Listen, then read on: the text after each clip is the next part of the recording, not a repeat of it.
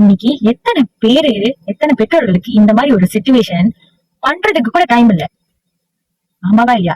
வேலை முடிஞ்சு வீட்டுக்கு வந்தா வீட்டுல இருக்கிற திங்ஸ் எல்லாம் செட்டில் பண்ணணும். இந்த மாதிரி போறப்ப ஒரு பிள்ளைக்கான படிக்கிறதுக்கு டைம் ஸ்பெண்ட் பண்றப்ப நம்ம இவ்வளவு விஷயம் எல்லாம் பண்ணணும். ஒன்னொன்னையும் பார்த்து பத்திரமா பண்ணணும். சில பெற்றோர்கள் என்ன பண்ணுவாங்கன்னு, நம்மளுக்கு நிறைய வேலை இருக்கு, நம்ம பிள்ளையோட ஹோம்ஒர்க் எடுத்து நம்மளே எல்லா ஆன்சரும் எழுதிட்டு போயிடலாம் அப்படின்ட்டு பண்ணுவேன். ஏன்னா இதெல்லாம் நான் பாத்துருக்கேன். பார்த்துட்டு வேலை இருக்கு, பிள்ளைகிட்ட உட்காந்தா புரிய வைக்கிறதுக்கு டைம் எடுக்கும். நம்மளே ஆன்சர் எழுதி கொடுத்துட்டு, ஓகேமா இந்தா எழுதி கொடுத்துட்டேன், ஸ்கூல்ல இருந்து உங்க ஹோம்ஒர்க் சப்மிட் பண்ணிடு. இப்படிதான் நிறைய பேரோட சிச்சுவேஷன் போய்கிட்டு இருக்கு இங்க. ஓகே, ஒரு ஸ்டூடெண்ட்ஸ் கைடன்ஸா நான் இங்க என்ன சொல்ல வரேன்னா, இந்த மாதிரி சிச்சுவேஷன் நீங்க ஃபேஸ் பண்ற பேரண்ட்ஸா இருந்தா உங்களுக்கு ஒரு சொல்யூஷன் நான் கொடுக்குறேன்.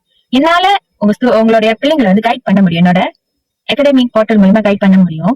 அவங்களுக்கு பாடம் சொல்லி கொடுக்கறதுக்கு டீச்சர்ஸ் என்கிட்ட இருக்காங்க. அவங்களுக்கு பிராக்டிஸ் செய்யறதுக்கு என்கிட்ட பிராக்டிஸ் ஆல்ரெடியா இருக்கு. அகாடமிக் நான் அகாடமிக் வாய்ஸ் அவங்களுக்கு மானிட்டர் பண்றதுக்கு நான் வந்து அவங்களுக்கு ஹெல்ப் பண்ணுவேன். இந்த மாதிரி வந்து எங்க